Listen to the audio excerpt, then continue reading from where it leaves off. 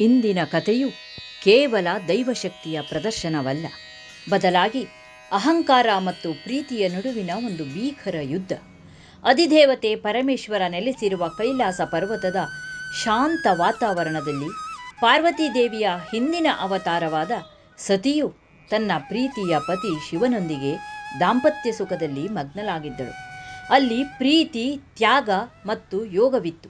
ಆದರೆ ಅದೇ ಸಮಯದಲ್ಲಿ ಸತಿಯ ತಂದೆ ದಕ್ಷ ಪ್ರಜಾಪತಿಯ ಮನಸ್ಸಿನಲ್ಲಿ ಮನುಷ್ಯನ ಅತಿ ದೊಡ್ಡ ದೌರ್ಬಲ್ಯವಾದ ಅಸೂಯೆ ಮತ್ತು ಅಹಂಕಾರದ ವಿಷಬೀಜ ಮೊಳಕೆಯೊಡೆಯುತ್ತಿತ್ತು. ತನ್ನ ಮಗಳು ಈ ಸ್ಮಶಾನ ವಾಸಿಯನ್ನು ವರಿಸಿದ್ದು ದಕ್ಷನಿಗೆ ಸಹಿಸಲಾಗಲಿಲ್ಲ. ಆ ತಿರಸ್ಕಾರದ ಬೆಂಕಿ ಇಡೀ ಜಗತ್ತನ್ನೇ ಸುಡುವ ಹಂತಕ್ಕೆ ತಲುಪಲಿದೆ ಎಂದು ಯಾರೂ ಊಹಿಸಿರಲಿಲ್ಲ. ದಕ್ಷನು ತನ್ನ ಶ್ರೇಷ್ಠತೆಯನ್ನು ಜಗತ್ತಿಗೆ ಸಾರಲು ಒಂದು ಬೃಹತ್ ಯಜ್ಞವನ್ನು ಆಯೋಜಿಸಿದನು. ಆ ಯಜ್ಞಕ್ಕೆ ಇಂದ್ರ, ವರುಣ, ಅಗ್ನಿಯಿಂದ ಹಿಡಿದು ಸಮಸ್ತ ದೇವತೆಗಳು ಮತ್ತು ಋಷಿ ಮುನಿಗಳಿಗೂ ಆಹ್ವಾನವಿತ್ತು. ಪ್ರತಿಯೊಂದು ಸಿಂಹಾಸನವೂ ತುಂಬಿತ್ತು. ಆದರೆ ಮುಖ್ಯ ದೇವತೆಗಳಿಗೆ ಮೀಸಲಿರುವ ಒಂದು ಸ್ಥಾನ ಖಾಲಿಯಾಗಿತ್ತು. ಆ ಸ್ಥಾನ ಶಿವನಿಗೆ ಸೇರಿತ್ತು. ಆದರೆ ದಕ್ಷನು ಉದ್ದೇಶಪೂರ್ವಕವಾಗಿ ಶಿವ ಮತ್ತು ಸತಿಗೆ ಆಹ್ವಾನವನ್ನು ನೀಡಲಿಲ್ಲ. ಶಿವನನ್ನು ತನ್ನ ಜಗತ್ತಿನಿಂದಲೇ ಹೊರಗಿಡುವುದು ದಕ್ಷನ ದುರಹಂಕಾರದ ಪ್ರದರ್ಶನವಾಗಿತ್ತು. ಯಜ್ಞದ ಸಿದ್ಧತೆಯನ್ನು ಕೇಳಿದ ಸತಿಗೆ ತಂದೆಯ ಮನೆಗೆ ಹೋಗಲು ತೀವ್ರವಾದ ತುಡಿತ. ಆಹ್ವಾನವಿಲ್ಲದೆ ಹೋಗುವುದು ಲೋಕನಿಯಮಕ್ಕೆ ವಿರುದ್ಧ ಸತಿ ಎಂದು ಶಿವನು ಪ್ರೀತಿಯಿಂದ ತಡೆದನು. ಆದರೆ ಸತಿಯ ಮನಸ್ಸು ಒಪ್ಪಲಿಲ್ಲ. ತಂದೆಯ ಮನೆಯಲ್ಲಿ ಮಗಳಿಗೆ ಆಹ್ವಾನ ಏಕೆ ಬೇಕು? ಮಮತೆಯ ಕರೆಗೆ ಆಮಂತ್ರಣದ ಅವಶ್ಯಕತೆ ಇಲ್ಲ ಪ್ರಭು ಎಂದು ಶಿವನ ಮಾತುಗಳನ್ನು ಮೀರಿ ನಂದಿಯ ಮೇಲೆ ಕುಳಿತು ಅವಳು ಯಜ್ಞಶಾಲೆಯತ್ತ ಹೊರಟಳು. ಯಜ್ಞ ಮಂಟಪದಲ್ಲಿ ಅವಳನ್ನು ಸ್ವಾಗತಿಸಲು ಯಾರೂ ಇರಲಿಲ್ಲ. ದಕ್ಷನ ಮುಖದಲ್ಲಿ ಉದಾಸೀನ ಮತ್ತು ತೀವ್ರ ಅಸಹ್ಯ. ಸತಿಯು ತಂದೆಯತ್ತ ನೋಡಿದಾಗ ದಕ್ಷನು ಸಿಂಹಾಸನದಲ್ಲಿ ಕುಳಿತು ಶಿವನ ಬಗ್ಗೆ ಅತ್ಯಂತ ಕಟು ಶಬ್ದಗಳಿಂದ ಅವಮಾನ ಮಾಡುತ್ತಿದ್ದನು. ಭೂತಗಳ ಸಂಘ, ಬೂದಿಯ ಲೇಪನ, ದಿಕ್ಕುಗಳೇ ವಸ್ತ್ರವಾದ ಈ ಅಪವಿತ್ರ ಸ್ಮಶಾನ ವಾಸಿಯು ಯಜ್ಞಭಾಗಕ್ಕೆ ಅರ್ಹನಲ್ಲ ಎಂದು ಸಭೆಯ ಮಧ್ಯೆ ಗೇಲಿ ಮಾಡಿದನು. ಸತಿಯ ಮೈ ನಡುಗಿತು. ತಾನು ಈ ನೀಚ ದಕ್ಷ ಬ್ರಹ್ಮನ ಮಗಳು ಎಂಬ ಕಾರಣಕ್ಕೆ ತನ್ನ ಪ್ರೀತಿಯ ಪತಿಗೆ ಈ ಮಹಾಸಭೆಯಲ್ಲಿ ಅವಮಾನವಾಗುತ್ತಿರುವುದನ್ನು ಆಕೆ ಕಂಡಳು. ಆಕೆಯ ಹೃದಯ ಕೋಪದಿಂದ ಕುದಿಯಿತು.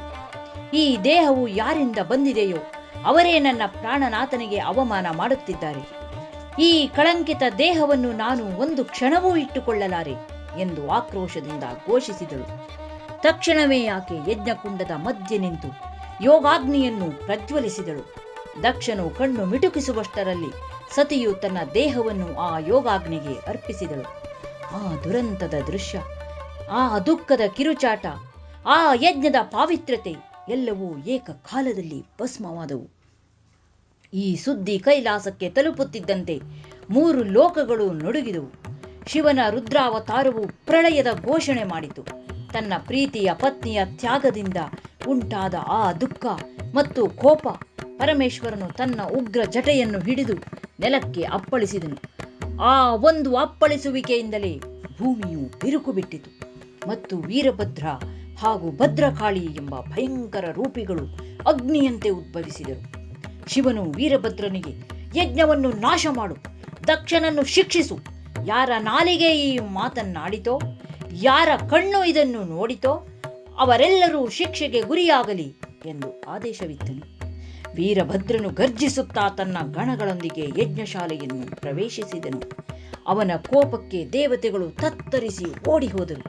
ವೀರಭದ್ರನು ಯಜ್ಞ ಕುಂಡಗಳನ್ನು ನಾಶ ಮಾಡಿ ಮಂಟಪವನ್ನು ಧ್ವಂಸಗೊಳಿಸಿ ಕೊನೆಗೆ ದಕ್ಷ ಪ್ರಜಾಪತಿಯನ್ನು ಹಿಡಿದು ಅವನ ತಲೆಯನ್ನು ಛೇದಿಸಿ ರಕ್ತ ಸಿಕ್ತ ಶಿರವನ್ನು ಯಜ್ಞಕುಂಡದಲ್ಲಿ ಎಸೆದು ದಕ್ಷನ ಅಹಂಕಾರಕ್ಕೆ ಅಂತ್ಯ ಹಾಡಿದನು. ಸತಿಯ ತ್ಯಾಗ ಮತ್ತು ವೀರಭದ್ರನ ಕೋಪ ಲೋಕಕ್ಕೆ ಒಂದು ಪಾಠವನ್ನು ಕಲಿಸಿತು.